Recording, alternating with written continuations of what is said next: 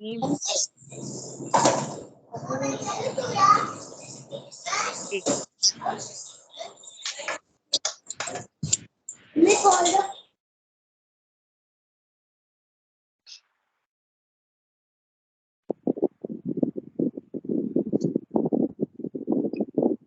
سورۃ ہود کا مطالعہ چل رہا تھا ہمارا.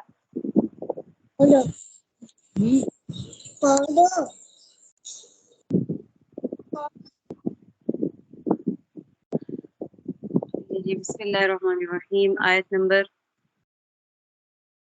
116 ہے. اعوذ باللہ من الشیطان الرجیم. بسم اللہ الرحمن الرحیم. یہ دیکھ لیجیے ریکارڈنگ ہو رہا ہے. مجھے کنفرم کرنے دیں. ہو رہا ہے. جی ٹھیک. فاستقم كما أمرت ومن تاب معك ولا تطغوا إنه بما تعملون بصير ولا تركنوا إلى الذين ظلموا فتمسكم النار وما لكم من دون الله من أولياء ثم لا تنصرون. لہٰذا اے پیغمبر جس طرح تمہیں حکم دیا گیا ہے اس کے مطابق تم بھی سیدھے رستے پر ثابت قدم رہو اور وہ لوگ بھی جو توبہ کر کے تمہارے ساتھ ہیں اور حد سے آگے نہ نکلو. یقین رکھو کہ جو عمل بھی تم کرتے ہو وہ اسے پوری طرح دیکھتا ہے. اور مسلمانوں ان ظالم لوگوں کی طرف ذرا بھی نہ جھکنا. کبھی دوزخ کی آگ تمہیں بھی آ پکڑے اور تمہیں اللہ کو چھوڑ کر کسی قسم کے دوست میسر نہ آئیں پھر تمہاری کوئی مدد بھی نہ کرے. دیکھیے جی ان آیات میں کیا فرمایا گیا ہے.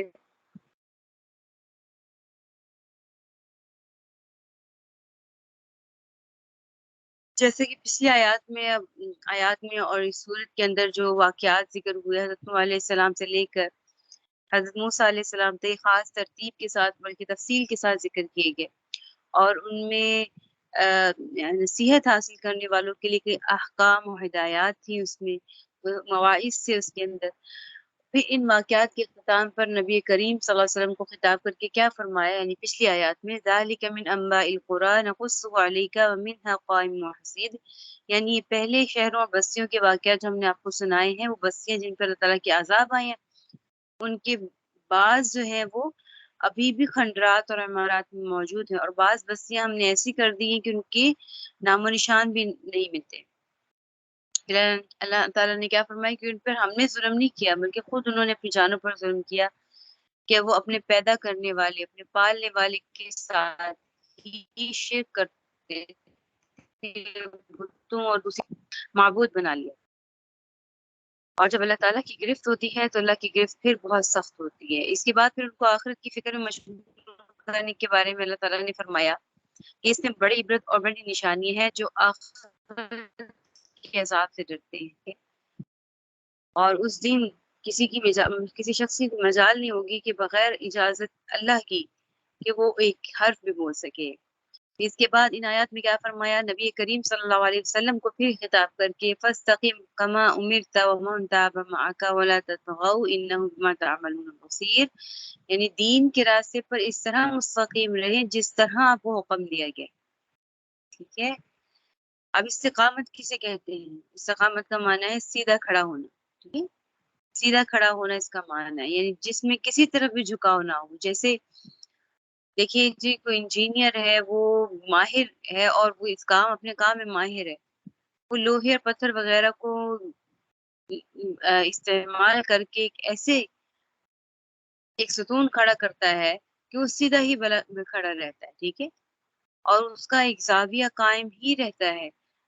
تو یہ تو یعنی نہ اس طرف وہ جھک سکتا ہے نہ اس طرف جھک سکتا ہے. یہ تو ایک کیا کہتے ہیں ٹھوس چیز کے بارے میں ہے نا. لیکن اگر کوئی متحرک چیز ہے جو ادھر ادھر حرکت کرتی ہے اس کا ہر حالت میں ہر وقت قائم رہنا استقامت پر رہنا بہت مشکل ہے.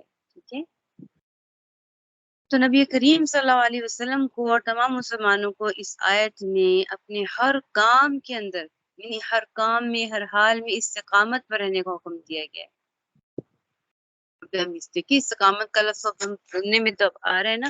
پڑھنے میں ایک چھوٹا سا لفظ ہے کہ استقامت اختیار کرے لیکن یہ دین کے تمام پہلوؤں کو دین کیا عقائد عبادات اپنے معاملات ہیں اخلاقیات ہیں معاشرت ہے قصب معاش ہے اور اس کی طرف اس طرح کے اور بھی جتنے بھی اسباب ہیں، جتنے بھی ابواب ہیں، اس کی طرف اللہ تعالیٰ کی قائم کردہ حدود کے اندر اس کو کیا جائے، ٹھیک ہے، جو بتایا ہوا ہے سیدھا راستہ اس پر ہی وہ چلتا رہے، اور کسی بھی عمل میں اور ان تمام چیزوں میں، عقیدے میں، عبادات میں، معاملات میں، اخلاق میں، ان سب چیزوں میں کسی بھی حال میں اپنی طرف اس کا جھکاؤ نہ ہو، اور جھکاؤ کر کے وہ کمی یا زیادتی کر بیٹھے، اور اگر اس سے کمی یا زیادتی کر دی تو پھر تو استقامت باقی نہیں رہی۔ اب اگر ہم دیکھیں تو پھر یہ ہمیں نظر آتا ہے کہ دنیا میں جتنی بھی غلط کام ہو رہے ہیں، عملی طور پر خرابیاں آ رہی ہیں، وہ سب اس استقامت سے ہٹ جانے کی وجہ سے ہوتی ہے۔ دیکھیں عقیدے میں استقامت نہ رہی تو پھر کیا ہوگی؟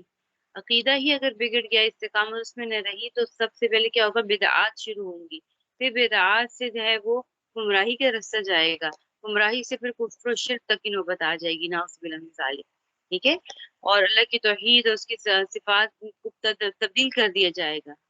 لیکن جو نبی کریم صلی اللہ علیہ وسلم نے جو معتدل راستہ بتایا ہے اور صحیح اصول بتائے ہیں، اس سے انسان ہٹ جائے گا، تو یہ پھر یہ کیا ہوگا کہ عقیدے کی خرابی آئے گی لازم، اور وہ بھی اس طریقے سے گمراہ کہلائے گا۔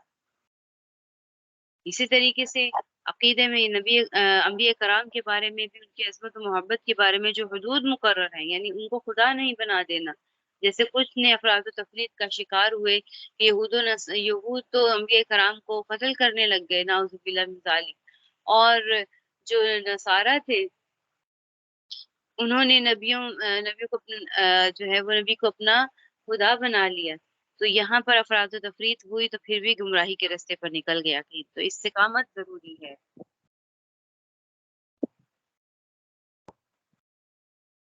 اگر اسی طریقے سے اگر استقامت قائم نہ رہی، استقامت جو ذکر کی گئی نبی کریم صلی اللہ علیہ وسلم کی زندگی کو دیکھتے ہوئے کہ اپنے عقیدے کو بہتر رکھیں، معاملات میں، اپنے اخلاقیات میں نبی کریم صلی اللہ علیہ وسلم کی سنت کو کی پیروی کریں، اگر اس پہ نہیں رہیں گے، کوئی بھی زیادتی کر دی اپنی طرف سے، پھر استقامت سے انسان ہٹ گیا اور پھر وہ بدعات میں مبتلا ہو گیا، اور پھر بدعات سے نکل کر کیا ہوا؟ پھر وہ کفر تک پہنچ سکتا ہے، نعوذ باللہ من ذالک۔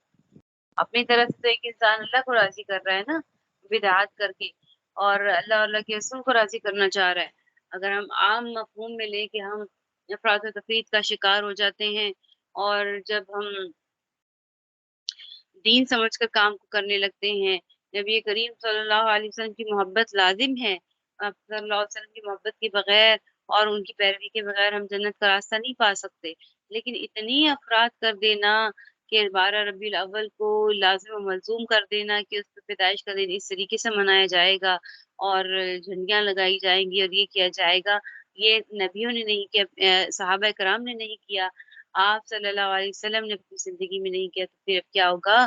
یہ سنت رستہ نہیں ہے، اور یہ عین رسول اللہ صلی اللہ علیہ وسلم کی ناراضگی کا تو باعث ہے ہی۔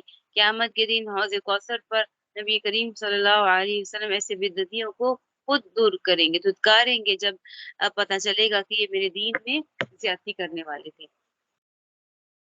اسی لیے پھر انسان پر لازم ہے کہ وہ کوئی بھی کام کرے، عبادت ہو تو اللہ تعالیٰ کی اس میں اس کی اللہ تعالیٰ اور اللہ کے رسول کی رضا شامل ہو، کرنے سے پہلے اس کی کوئی بھی عمل کر رہا ہے اس کی پوری تحقیق کر لے کہ کیا یہ نبی کریم صلی اللہ علیہ وسلم، صحابہ کرام رضوان اللہ اجمعین سے ثابت ہے، ان کی کوئی بھی اس عمل کی کیفیت ہے، صورت باقی ہے، تو اب آپ کیا بتائیں گے کہ اگر ثابت نہیں ہے تو اس میں پھر اپنا وقت ضائع نہیں کرنا اور اپنی توانائی ضائع نہیں کرنا، تو یہی بات ہے۔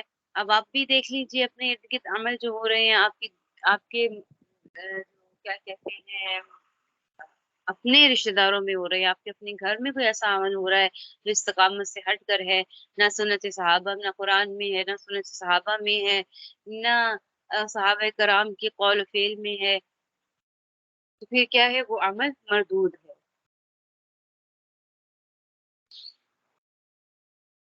اسی طریقے سے پھر کیا آ جاتا ہے؟ معاملات اور اخلاقیات، معاشرت، جو قرآن نے بتائی، قرآن کریم کے بتائے ہوئے اصولوں پر اور نبی کریم صلی اللہ علیہ وسلم کی اپنی تعلیم کے ذریعے جو معتدل راستہ بتایا گیا ہے اسی پر قائم رکھنا ہے، جس میں دیکھیں کئی پہلو آ جاتے ہیں، کسی سے دوستی کرنی ہے وہ اللہ کے لیے، دشمنی کرنی ہے وہ بھی اللہ کے لیے، نرمی ہے اگر، اور غصہ ہے، غصہ کب کرنا ہے، غصہ بالکل ہی چھوڑ دینا نہیں چاہیے، غصہ غیرت پر ہونا چاہیے، اور معاف کرنے کی جو فضیلت ہے، کنجوسی نہیں کرنی، سخاوت کرنی ہے، اس کے الٹ یعنی آپس میں جو ایک دوسرے کا الٹ ہو جاتا ہے، اور اسی طریقے سے جو روزی کمانی ہے اس میں حلال راستے دیکھنے ہیں، سود کا راستہ نہیں دیکھنا، دنیا یعنی دنیا کو ہی سب کچھ نہیں سمجھ لینا چاہیے، اور ایک اور بات، اللہ پر توکل کرنا، اپنی تمام اسباب کو استعمال کرنے کے بعد، یہ اسباب ضروریہ جو ہیں ان کو تو استعمال کیا، لیکن توکل اللہ تعالیٰ کی ذات پر رکھنا اور مسبب الاسباب پر نظر رکھنا، تو ان سب چیزوں میں ایک معتدل راستہ ہے جس کو صراط مستقیم کہا جاتا ہے، اور اسی کی طرف مسلمانوں کو اس کا حکم دیا گیا ہے کہ انسان اعتدال میں رہے اور صراط مستقیم پر رہے، اسی کو صراط مستقیم کے۔ اب کیا معنی ہوا کہ استقامت ایک ایسا لفظ ہے کہ اس کے اندر دین کے تمام اجزاء، ارکان اس میں صحیح طور پر اس میں شامل ہوتے ہیں۔ حضرت سفیان بن عبداللہ ثقفی رضی اللہ عنہ نے رسول اللہ صلی اللہ علیہ وسلم سے ایک دفعہ عرض کیا کہ مجھے اسلام کے معاملے میں کوئی ایسی جامع بات بتلا دیجیے کہ آپ کے بعد مجھے کسی سے پوچھنے کی ضرورت نہ رہے۔ آپ صلی اللہ علیہ وسلم نے فرمایا قل آمنت باللہ ثم استقم، یعنی اللہ پر ایمان لاؤ اور پھر اس پر مستقیم رہو۔ ٹھیک ہے؟ اسی طریقے سے ایک اور روایت ہے کہ حضرت عثمان بن حاضر الزوی فرماتے ہیں کہ میں ایک مرتبہ ترجمان القرآن حضرت عبداللہ بن عباس رضی اللہ عنہما کے پاس حاضر ہوا اور عرض کیا کہ مجھے کوئی نصیحت فرما دیجیے۔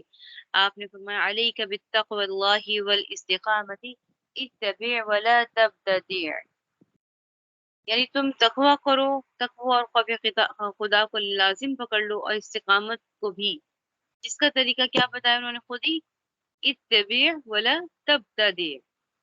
آپ کا اگر دیکھوں آپ کی صرف نحو یا پھر آپ کا عربی کا معلم، تو اس کا کیا مطلب ہے، اتبع ولا تبتدع، یہ کون بتائے گا اس کا مطلب؟ استقامت آدھا تو میں نے ترجمہ بتا دیا، استقامت کو لازم پکڑو، تمہارے پر لازم ہے تو تم تقوی اختیار کرو اور استقامت کو لازم پکڑو، اتبع ولا تبتدع، کیا معنی؟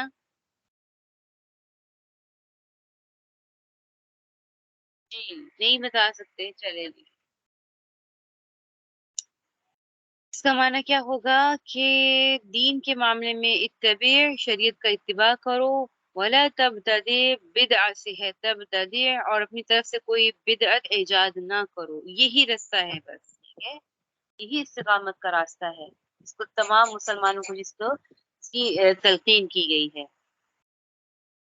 تو دیکھا جائے تو سب سے زیادہ مشکل کام ہی استقامت کا ہے، ٹھیک ہے، ہر معاملے میں جو ہم کر رہے ہیں، شادی بیاہ آ رہا ہے اس میں استقامت کیسے ہوگی، بچے کی پیدائش ہو گئی اس میں استقامت کیا ہوگی، جو کوئی بھی معاملات آ رہے ہیں، ٹھیک ہے، تو اب اس معاملے میں جو کیا کہتے ہیں، کسی کی وفات ہو گئی اس میں ہماری دین کیا کہہ رہا ہے، اس میں کس طریقے سے کرنا ہے، نوحہ نہیں کرنا، سینے کو نہیں پیٹنا، اور تھپڑ منہ پر نہیں مارنے، اور آہو بکا نہیں کرنی، اور صبر اول الصدمہ، ان صبر عند اول الصدمہ، جب صدمہ پہنچتا ہے تو پھر صبر کہا جاتا ہے، تو جو ہدایات کی گئی ہیں جس جس موقع کے معاملات میں اس کے اوپر قائم رہنا، اسی کو استقامت کہتے ہیں۔ حضرت ابن عباس رضی اللہ عنہ فرماتے ہیں کہ پورے قرآن میں نبی کریم صلی اللہ علیہ وسلم پر اس آیت سے زیادہ سخت اور شاق کوئی آیت نازل نہیں۔ تو ایک دفعہ میں نے آپ کو پہلے بھی اس کی بتا دیا تھا، اس کی شان نزول میں اور اس کی جب ہم شروع پر اس کی تعارف میں، کہ نبی کریم صلی اللہ علیہ وآلہ وسلم سے ایک دفعہ پوچھا صحابہ نے کہ آپ کی لحیہ مبارک میں کچھ سفید بال نظر، لحیہ کہتے ہیں داڑھی کو، لحیہ مبارک میں کچھ سفید بال نظر آئے، انہوں نے حسد سے آپ دیکھ کر کیا کہ اب آپ تیزی سے بڑھاپے کی طرف جا رہے ہیں، تو آپ صلی اللہ علیہ وسلم نے کیا فرمایا کہ مجھے سورہ ہود نے بوڑھا کر دیا، یعنی سورہ ہود میں پچھلی قوموں کے احوال ہے، ان کے پاس سخت عذاب کا ذکر ہے، اسی سبب کی وجہ سے مجھے جو ہے وہ بوڑھا کر دیا۔ ابن عباس رحمہ اللہ فرماتے ہیں کہ یہ سبب اس کا یہ بھی ہو سکتا ہے کہ اس میں جو عذاب ذکر کیا گیا ہے ان قوموں پر، یا اس میں سبب یہ بھی ہے کہ یہ اس آیت کی وجہ سے فاستقم جو فرمایا گیا کہ اس پہ استقامت کرے۔ تفسیر قرطبی میں تو امام قرطبی نے یہی نقل کیا ہے، ایک واقعہ اس کے ذریعے سے نقل کیا کہ ابو علی سرا نے نقل کیا کہ انہوں نے خواب میں رسول اللہ صلی اللہ علیہ وسلم کی زیارت کی تو ان سے عرض کیا کہ کیا آپ نے فرمایا ہے کہ مجھے سورہ ہود نے بوڑھا کر دیا؟ آپ صلی اللہ علیہ وسلم نے فرمایا ہاں۔ انہوں نے پھر دریافت کیا کہ اس صورت میں جو انبیاء کرام کے واقعات ان کی قوموں کے عذاب کا ذکر ہے اس نے آپ کو بوڑھا کر کیا؟ تو فرمایا نہیں، بلکہ اللہ تعالیٰ کے اس ارشاد نے فاستقم کما امرتا۔ ٹھیک ہے، تو اب یہ جو نبی کریم صلی اللہ علیہ وسلم کو اتنا اس کا ڈر اور خوف اس آیت کے اترنے پر، اس کی کیا وجہ کہ دیکھیے جی، نبی کریم صلی اللہ علیہ وسلم تمام انبیاء کرام کو اللہ تعالیٰ نے انسان کامل بنا کر دنیا میں بھیجا ہے نا، اور فطری طور پر استقامت ان کی عادت ہوتی ہے، کہ عمل نہیں ہوتا، ان کی عادت ہوتی ہے، مگر اس قدر اور بار بار اس طریقہ بارہا اس چیز کو ذکر کیا جائے اور استقامت کا حکم نہیں بلکہ حکم یہ دیا کہ اللہ کے حکم کے ساتھ اس کی مطابقت کر دی، کما امرتا، یہ ہو جاتا نا استقامت کرے، استقامت پر رہے تو وہ اور بات تھی، لیکن استقامت کا حکم اس طریقے سے کیا کما امرتا کہ جس طریقے سے اللہ نے آپ کو حکم دیا اس طریقے کی استقامت اختیار کی، تو یہ رکھنا بہت مشکل اور اس پر قائم رہنا، یہ بھی فکر تھی کہ میری امت کیا اس استقامت پہ رہ سکے گی جس طریقے سے اللہ نے حکم فرمایا ہے، تو وہ پوری نہ کی میری امت نے، تو اس وجہ سے بھی ان کی فکر، امت کی فکر اور ان کا غم طاری ہوا نبی کریم صلی اللہ علیہ وسلم کو کہ اگر میری امت یہ عمل نہ کر سکی۔ پھر کیا فرمایا حکم استقامت کے بعد؟ فرمایا ولا تطغوا، یہ لفظ کس چیز سے نکلا تھا؟ تغوا لفظ نکلا ہے طغیان سے، اس کے معنی ہے حد سے زیادہ نکل جانا، کہ حد سے زیادہ نکل جانے کو کہتے ہیں طغیان، اور حد سے نکل جانا کس کی ضد بنے گا؟ استقامت کی، تو کیا بنا کہ جو ہے وہ حد سے زیادہ نہ نکل جاؤ، یعنی اللہ تعالیٰ اور اس کے رسول کی مقرر کردہ حدود سے باہر نہ نکلو، کیونکہ یہ پھر ہر فساد اور دینی اور دنیاوی خرابی کا پھر اس میں خطرہ ہے۔ پھر دوسری آیت میں انسان کو اس خرابی سے بچانے کے لیے کیا فرمایا؟ وَلَا تَرْكَنُوا إِلَى الَّذِينَ ظَلَمُوا فَتَمَسَّكُمُ النَّارُ، یعنی ظالموں کی طرف ادنا میلان بھی نہ رکھو، کہیں ایسا نہ ہو کہ ان کے ساتھ تمہیں بھی جہنم کی آگ لگ جائے۔ ترکنو رکون سے بنا ہے، جس کے معنی کسی خفیف سے میلان اور جھکاؤ بھی نہ ہو، ٹھیک ہے، یعنی کافروں کی طرف ہلکا سا جھکاؤ، میلان بھی نہ ہو، ٹھیک ہے، یعنی ان پر ہلکا سا اعتماد کر کے بھی کہ بھئی ان کے اخلاق بہت اچھے ہیں، کوئی نہیں ایسی بات، تو پھر میلان کر لو تو یہ بھی اچھی بات نہیں ہے۔ اب یہاں پہ جھکاؤ اور میلان سے کیا مراد ہے؟ اس میں کئی اقوال ہیں صحابہ کے، تبع تابعین کے، ان میں سے کچھ اقوال ذکر کی گئے، وہ دیکھیے حضرت قتادہ رحمہ اللہ نے فرمایا، یہ تابعی ہیں، اس سے مراد یہ ہے کہ ظالموں سے دوستی نہ کرو، ان کا کہنا نہ مانو۔ ابن جریج فرماتے ہیں ظالموں کی طرف کسی طرح کا بھی میلان نہ رکھو۔ ابو العالیہ نے فرمایا کہ ان کے اعمال و افعال کو پسند نہ کرو، ٹھیک ہے، ظالموں کے اعمال و افعال کو پسند نہ کرو۔ قرطبی سدی نے رحمہ اللہ نے فرمایا کہ ظالموں سے مداہنت نہ کرو، یعنی ان کے برے اعمال پر سخت اختیار نہ کرو، خاموش نہ ہو جاؤ کہ جو ان کے برے اعمال ہیں۔ اکرمہ رحمہ اللہ نے فرمایا کہ ظالموں کی صحبت میں نہ بیٹھو۔ قاضی بیضاوی رحمہ اللہ نے فرمایا کہ شکل و صورت اور فیشن اور رہن سہن کے حساب سے ان کا اتباع کرنا، یہ ساری چیزیں اس میں ممانعت ہے، اس چیز کی آتی ہے۔ اسی طریقے سے ان کی پیروی نہ کرو اور جھکاؤ نہ کرو، جیسے کہ ان کے طور طریقے، دیکھیں رسم و رواج، ان کا رہن سہن، نعوذ باللہ من ذالک، کسی فاجر کا پسند آ جائے، وہ بھی ظالم ہے نا، اللہ کے ساتھ اللہ کی حدود کو توڑ رہے ہیں، اسی لیے فرمایا کہ پھر ظالموں کے ساتھ گہری دوستی بھی نہیں کرنی، گہرا تعلق بھی نہیں، اور تو ایک طرف ہے گہرا تعلق، ایک طرف ہے ادنا سا میلان بھی نہیں کرنا ان کی طرف جو اللہ کی نافرمانی کرتے ہیں، ٹھیک ہے؟ تو اس سے کیا معلوم ہوا کہ اہل کفر اور اہل معصیت اور اہل بدعت کی صحبت سے اجتناب کیا گیا، یعنی بدعتی جو بدعتی ہیں ان کی صحبت سے بھی اجتناب کرنا اس میں حکم دیا گیا ہے، یعنی اس سے واجب ہے۔ امام قرطبی فرماتے ہیں کہ اہل بدعت سے پرہیز کرنا، اہل معصیت جو گناہ کرنے والے ہیں ان سے دور رہنا واجب ہے۔ اب آپ یہیں سے حکم لگائیے یہ ٹی وی ڈرامے اور یہ جو ٹی وی ناؤز میں فلمیں ہیں یہ کیا ہیں، ہمارے گھر بیٹھے ہمارے ہاتھوں کے اندر موبائل ہے اور ہم ڈرامے پر ڈرامے دیکھ رہے ہیں اور بد نظری کر رہے ہیں، اور اللہ کے سامنے وہ فاسق فاجر بن کے آ رہے ہیں، عورتوں نے گلوں میں دوپٹے لیے ہیں، دوپٹے ہے ہی نہیں، نامحرم مرد ہیں ان کے ساتھ، تو یہ کیا چیزیں ہیں؟ یہ بھی معصیت ہے نا، ٹھیک ہے؟ تو اس سے پرہیز واجب ہے اس آیت کی بقول۔ اچھا، کوئی مجبوری سے اگر کسی ایسے فاسق سے ملنا پڑ جائے اور کسی بدعتی سے ملنا پڑ جائے تو بس اسی حد تک رہے کہ وہ مجبوری کی حد تک رہے۔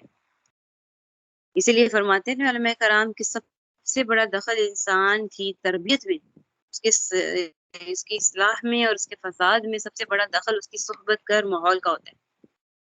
اس لیے اپنے بچوں کا اور اپنے ماحول کی فکر کرنی چاہیے، ان کی صحبت کی فکر کرنی چاہیے کہ ہم کس طریقے کی صحبت دے رہے ہیں۔ صحبت سے ہی بگڑتا ہے، صحبت سے ہی جو ہے وہ بنتا ہے۔ آگے دیکھیے، وَأَقِمِ الصَّلَاةَ طَرَفَيِ النَّهَارِ وَزُلَفًا مِنَ اللَّيْلِ إِنَّ الْحَسَنَاتِ يُذْهِبْنَ السَّيِّئَاتِ ذَلِكَ ذِكْرَىٰ لِلذَّاكِرِينَ۔ اور اے پیغمبر، دن کے دونوں سروں پر اور رات کے کچھ حصوں میں نماز قائم کرو، یقیناً نیکیاں برائیوں کو مٹا دیتی ہیں۔ یہ ایک نصیحت ہے جو لوگوں کے لیے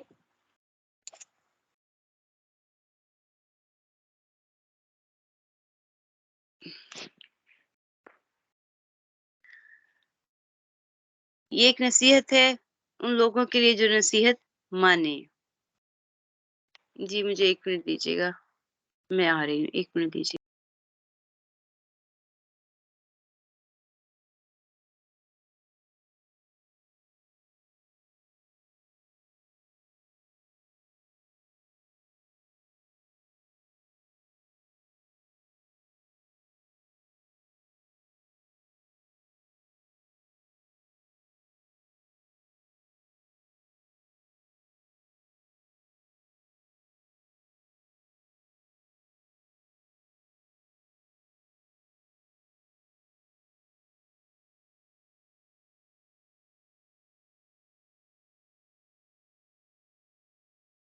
جی یہاں پر ذکر ہوا دن کے دونوں سروں سے مراد یہاں پر کیا ہے؟ فجر اور عصر کی نمازیں۔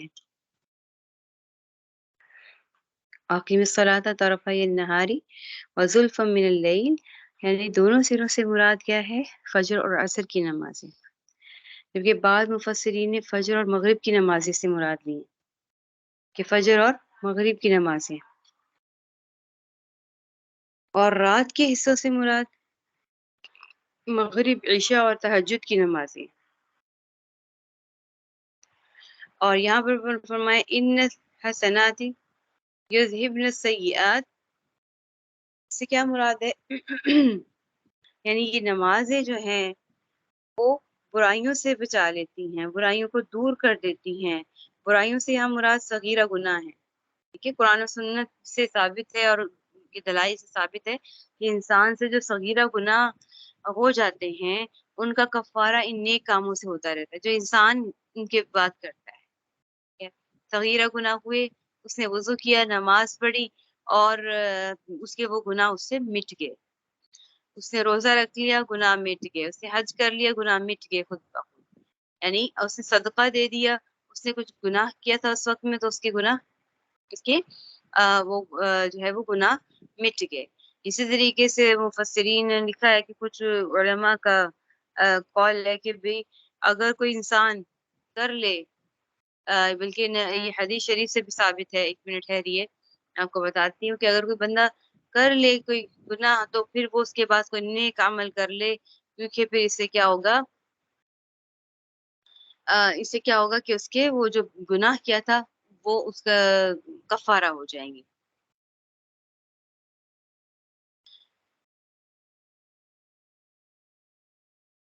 ایک حدیث صحیح مسلم کی حدیث میں ہے کہ رسول اللہ صلی اللہ علیہ وسلم نے فرمایا کہ 5 نمازیں اور ایک جمعہ دوسرے جمعے تک اور ایک رمضان دوسرے رمضان تک ان تمام گناہوں کا کفارہ ہو جاتے ہیں جو ان کے درمیان صادر ہوں، جبکہ یہ شخص کبائر یعنی بڑے گناہوں سے بچا رہا ہو۔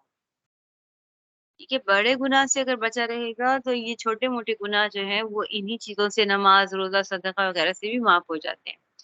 اب بڑے گناہ کون سے ہیں؟ یہ بڑے گناہ بھی اگر معافی اللہ سے مانگ لی، توبہ کر لی تو پھر وہ بھی معاف ہو جائیں گے۔ اب اگر ایسا ہو کہ بھئی وہ چھوٹے گناہ کیے جا رہے ہیں، اب فرض کریں صغیرہ گناہ بھی وہ کر رہا ہے لیکن وہ نادم نہیں ہو رہا اور آئندہ نہ کرنے کی توبہ بھی نہیں کر رہا بلکہ بار بار اصرار کر رہا ہے، تو وہ بھی صغیرہ بھی کبیرہ بن جائے گا۔ اپنے اگر فعل پر نادم نہیں ہوگا اور آئندہ کی توبہ نہیں کرے گا تو پھر وہ صغیرہ نہیں کبیرہ میں شامل ہو جائے گا اور پھر وہ گناہ معاف نہیں ہوگا جب تک کہ وہ اس کی خود معافی نہ مانگے۔ اور جب میں نے بتایا کہ بڑے بڑے گناہ نہیں معاف ہوں گے کیونکہ قرآن کی آیات سے معلوم ہوتا ہے جب تک توبہ نہیں کرے گا وہ نہیں، گناہ جو ہے وہ اس کے دور ہوں گے۔ بڑے گناہ کون کون سے؟ ان میں سے جو قرآن میں ذکر کیے گئے ہیں، دیکھیں جیسے اللہ تعالیٰ کی ذات و صفات میں کسی کو شریک کرنا یا برابر کرنا، قصدن کسی نماز کا چھوڑ دینا، کسی کو ناحق قتل کرنا، حرام کاری کرنا، چوری، شراب نوشی، ماں باپ کی نافرمانی کرنا، جھوٹی قسم کھانا، جھوٹی گواہی دینا، جادو، سود، یتیم کا مال ناجائز طریقے پر لینا، میدان جنگ سے بھاگ جانا، پاک دامن عورتوں پر تہمت لگانا۔ میں پھر کہہ رہی ہوں یہ والی بات، پاک دامن عورتوں پر تہمت لگانا نعوذ باللہ من ذالک کی بہت عام ہوتا جا رہا ہے۔ کسی کا مال ناجائز طور پر غصب کرنا، عہد چکنی کرنا، امانت میں خیانت کر دینا، کسی کو گالی دینا، کسی شخص کو ناحق مجرم قرار دینا۔ اور گالی تو آج کل تو منہ پہ ہوتی ہے نا، کوئی بھی اب نعوذ باللہ من ذالک اگر ہم نارمل لہجے میں بات کر رہے ہوں تو بیچ میں کوئی گالی نکال دیں گے۔ گالی تو ویسے نا بات کا ایک وہ حصہ بن گئی ہے، نعوذ باللہ من ذالک۔ یہ تھوڑے سے جو ہے وہ ہیں گناہوں کا ذکر۔ تقی عثمانی صاحب کی کتاب ہے گناہ بے لذت، ٹھیک ہے، اس کا بھی مطالعہ کیجیے۔ اس میں بھی گناہوں کی ذکر کیا گیا ہے کہ صغیرہ اور کبیرہ گناہوں کے بارے میں۔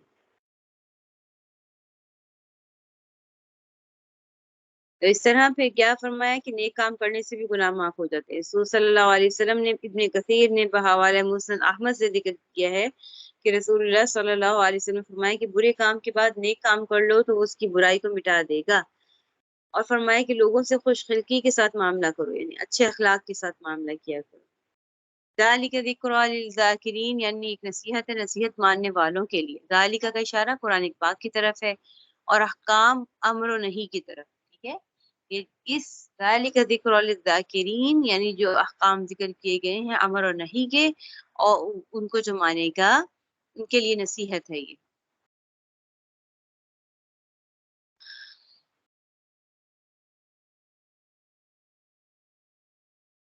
وَاصْبِرْ فَإِنَّ اللَّهَ لَا يُضِيعُ أَجْرَ الْمُحْسِنِينَ، اور صبر سے کام لو اس لیے کہ اللہ نیکی کرنے والوں کا اجر ضائع نہیں کرتا۔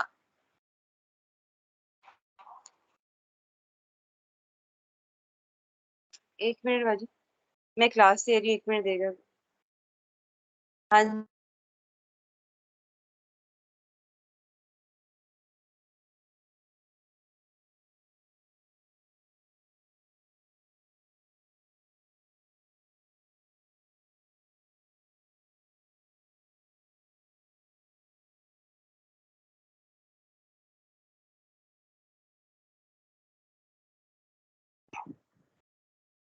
ہاں جی، السلام علیکم، بس کوئی بات معاملہ ہو گیا تھا۔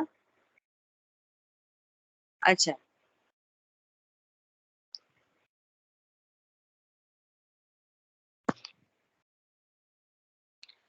ہاں جی، کدھر تھے؟ فلولا فلولا كان من القرون من قبلكم أولو بقية ينهون عن الفساد في الأرض إلا قليلا ممن أنجينا منهم واتبع الذين ظلموا ما أترفوا فيه وكانوا مجرمين۔ تم سے پہلے جو امتیں گزری ہیں بھلا ان میں ایسے لوگ کیوں نہ ہوئے جن کے پاس اتنی بچی کچی سمجھ تو ہوتی کہ وہ لوگوں کو زمین میں فساد مچانے سے روکتے۔ ہاں تھوڑے سے لوگ تھے جن کو ہم نے عذاب سے نجات دی تھی، اور جو لوگ ظالم تھے وہ جس عیش و عشرت میں تھے اسی کے پیچھے لگے رہے اور جرائم کا ارتکاب کرتے رہے۔ وما كان ربك ليهلك القرى بظلم واهلها مصلحون، اور تمہارا پروردگار ایسا نہیں ہے کہ بستیوں پر ظلم کر کے انہیں تباہ کر دے جبکہ اس کے باشندے صحیح روشن پر چل رہے ہوں، صحیح روش پر چل رہے ہوں۔ یہاں پہ روشن لکھ دیا گیا ہے، چلیں صحیح رستے پر چل رہے ہوں، یعنی اللہ ایسا نہیں ہے کہ کسی بستی پر ظلم کر بیٹھے اور ان کو جو ہے وہ تباہ کر دے کہ وہ ان میں نیک عمل کرنے والے ہوں۔ نیک عمل کا مطلب یہ نہیں کہ بھئی ان کے جو ایمان لے آئے، یہاں سے مسلمون کا معنی کیا ہے کہ جو نیکی کا عمل کرتے ہوں اور کفر تو کرتے ہوں لیکن وہ نیکی کی راہ پر ہوں اور کسی کے ساتھ برا نہ کرتے ہوں، کسی کا حق نہ کھاتے ہوں، ان کو بھی مسلمون کہا جاتا ہے۔ اللہ ان کا حق ان کو دنیا میں عطا کر کے پھر ان کو ہلاک کرے۔ وَلَوْ شَاءَ رَبُّكَ لَجَعَلَ النَّاسَ أُمَّةً وَاحِدَةً وَلَا يَزَالُونَ مُخْتَلِفِينَ، اور اگر تمہارا پروردگار چاہتا تو تمام انسانوں کو ایک ہی طریقے کا پیرو بنا دیتا، مگر کسی کو زبردستی کسی دین پر مجبور کرنا حکمت کا تقاضا نہیں ہے، اس لیے انہیں اپنے اختیار سے مختلف طریقے اپنانے کا موقع دیا گیا ہے، وہ اب ہمیشہ مختلف رستوں ہی پر رہیں گے۔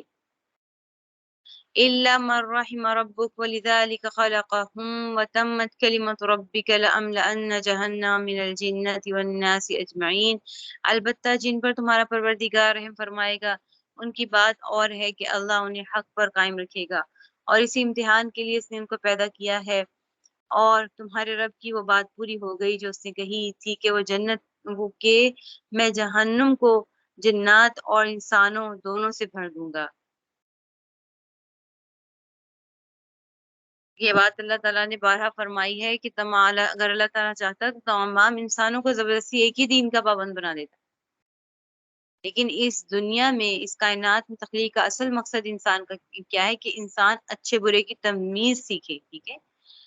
اچھے برے کی تمیز سیکھ کر انسان کو پھر یہ موقع دیا گیا ہے کہ اپنے اختیار سے اور اپنی مرضی سے جو راستہ چاہے اختیار کرے، اسی میں اس کا امتحان ہے کہ وہ اپنی مرضی سے اور اختیار کو ٹھیک استعمال کرتا ہے تو اس کے نتیجے میں وہ جنت کو کماتا ہے، اور اگر غلط رستے کو استعمال کر کے کرتا ہے تو پھر دوزخ کا مستحق بن جاتا ہے۔ تو اللہ تعالیٰ نے جو امتحان دیا اس میں اللہ تعالیٰ نے کبھی بھی یہ قرآن میں کہیں بھی ذکر نہیں ہوا کہ اللہ نے کسی کو اس کے اختیار کے بغیر زبردستی کسی ایک رستے پر رکھ دیا۔ وَكُلًّا نَقُصُّ عَلَيْكَ مِنْ أَنْبَاءِ الرُّسُلِ مَا نُثَبِّتُ بِهِ فُؤَادَكَ وَجَاءَكَ فِي هَٰذِهِ الْحَقُّ وَمَوْعِظَةٌ وَذِكْرَىٰ لِلْمُؤْمِنِينَ، اور اے پیغمبر گزشتہ پیغمبروں کے واقعات میں سے وہ سارے واقعات ہم تمہیں سنا رہے ہیں جس سے ہم تمہارے دل کو تقویت پہنچائیں، اور ان واقعات کے ضمن میں تمہارے پاس جو بات آئی ہے وہ خود بھی حق ہے اور تمام مومنوں کے لیے نصیحت اور یاد دہانی ہے۔ وَقُلْ لِلَّذِينَ لَا يُؤْمِنُونَ اعْمَلُوا عَلَىٰ مَكَانَتِكُمْ إِنَّا عَامِلُونَ، اور جو لوگ ایمان نہیں لا رہے ہیں ان سے کہو کہ تم اپنی موجودہ حالت پر عمل کیے جاؤ، ہم بھی اپنے طریقے پر عمل کر رہے ہیں۔ وَانتَظِرُوا إِنَّا مُنتَظِرُونَ، اور تم بھی اللہ کے فیصلے کا انتظار کرو، ہم بھی انتظار کرتے ہیں۔ وَلِلَّهِ غَيْبُ السَّمَاوَاتِ وَالْأَرْضِ وَإِلَيْهِ يُرْجَعُ الْأَمْرُ كُلُّهُ فَاعْبُدُوهُ وَتَوَكَّلْ عَلَيْهِ وَمَا رَبُّكَ بِغَافِلٍ عَمَّا تَعْمَلُونَ، آسمانوں اور زمین میں جتنے پوشیدہ بھید ہیں وہ سب اللہ کے علم میں ہیں، اور اسی کی طرف سارے معاملات لوٹائے جائیں گے، لہٰذا اے پیغمبر اس کی عبادت کرو، اس پر بھروسہ رکھو، اور تم لوگ جو کچھ کرتے ہو تمہارا پروردگار اس سے بے خبر ہے۔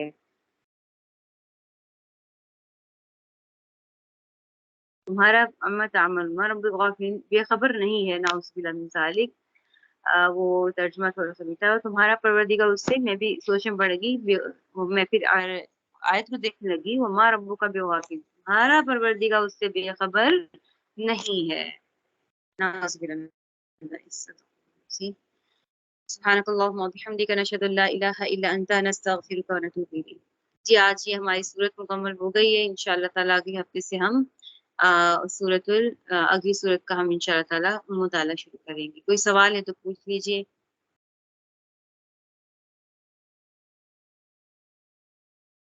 جی سورہ یوسف ہماری شروع ہو رہی ہے اگلی، ٹھیک ہے انشاءاللہ تعالی. چلے جی. سبحانک اللہم و بحمدک نشہد ان لا الہ الا انت نستغفرک ونتوب الیک. السلام علیکم ورحمۃ اللہ وبرکاتہ.